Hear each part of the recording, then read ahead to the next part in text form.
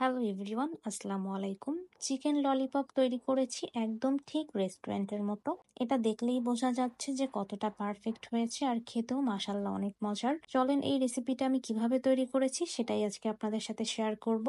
6 piece chicken নিয়েছি, আর চিকেনটাকে এভাবে একটুখানি ছাড়িয়ে নিচ্ছি। ছাড়িয়ে যদি উপরের দিকে এরকম টান দেওয়া হয় তাহলে কিন্তু ললিপপের শেপ তৈরি হয়ে যায়। ঠিক এইভাবে আমি ললিপপের শেপগুলো দিয়ে নিয়েছি। এবার একটা পাত্রে সবগুলো চিকেন দিয়ে দিলাম। এবার দিয়ে দিলাম আদা রসুন বাটা, আর দিয়ে দিলাম পরিমাণ মতো শুকনা ঝালের গুঁড়া, দিয়ে দিলাম গোলমরিচের গুঁড়া, আর দিয়ে দিলাম দারচিনির গুঁড়া, আর দিয়ে দিচ্ছি সয়া সস।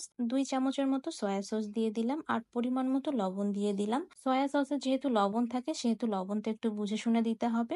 এবার এটাকে ভালোভাবে মিশিয়ে নিচ্ছি। হাতে যদি সময় থাকে এটাকে আধা ঘন্টা বা 1 ঘন্টা রাখার চেষ্টা করবেন। আমার হাতে সময় ছিল না, যার কারণে আমি 5 থেকে 6 মিনিটের মতো রেখেছিলাম। 5 থেকে 6 মিনিট পরে দিয়ে দিচ্ছি 1 টেবিল চামচ কর্নফ্লাওয়ার আর 2 টেবিল চামচ ময়দা, দিয়ে এটাকে ভালোভাবে মিশিয়ে নিচ্ছি। হাত দিয়ে ভালো মতো মিশিয়ে নেওয়ার পরে এখানে একটু সামান্য পানি দিয়ে দিলাম। পানি দিয়ে এটাকে আবারও একটু মিশিয়ে নিচ্ছি। এবার চলে যাচ্ছি চিকেনগুলো ভাজার জন্য। তার জন্য প্যানে নিয়েছি পরিমাণ মতো তেল। তেলটা একটু বেশি নিতে হবে। এটা যত ডুবো তেলে ভাজবেন তত কিন্তু সুন্দরভাবে ভাজাটা কমপ্লিট হবে, যার কারণে এটাকে ডুবো তেলে ভেজে নিচ্ছি। তেলটা যখন গরম হয়ে আসবে তখন চিকেনগুলো দিয়ে দিলাম। একটু সময় নিয়ে চিকেনগুলোকে ভেজে নিচ্ছি। চুলার জালটা কিন্তু এ পর্যায়ে মিডিয়ামে আছে। একদম লোতে দিয়ে ভাজা যাবে না, মিডিয়াম আঁচেই ভেজে নিতে হবে। যখন এক পাশ হয়ে যাবে তখন এটাকে উল্টিয়ে দিচ্ছি। এভাবে উল্টিয়ে অন্য পাশও ভেজে নিচ্ছি সময় নিয়ে। এইরকম পর্যায়ে আসলে চিকেনগুলো ভাজা কিন্তু হয়ে গেছে। এবার চিকেনগুলো উঠিয়ে নিচ্ছি।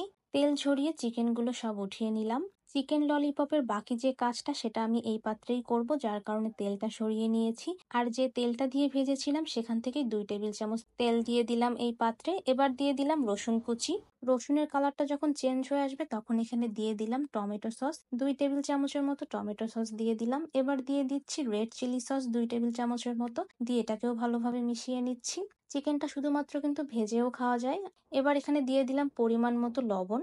লবণ দিয়ে এখানে দিয়ে দিলাম পরিমাণ মতো চিনি। চিনি দিলে সবকিছুই ব্যালেন্স হয়ে যাবে। এবার দিয়ে দিচ্ছি 1 চামচের মতো লেবুর রস, দিয়ে এটাকে আবারও ভালোভাবে মিশিয়ে নিচ্ছি।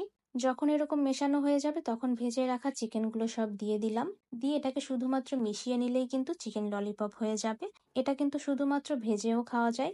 আর যখন এরকম সসের ভিতরে দিবেন তখন এটা সম্পূর্ণ চিকেন ললিপপ হয়ে যাবে, আর খেতেও মাসাল্লাহ অনেক মজার হয়ে যাবে। রেসিপিটাই সম্পূর্ণ চেঞ্জ হয়ে যাবে এবং খেতে মাসাল্লাহ অনেক মজার।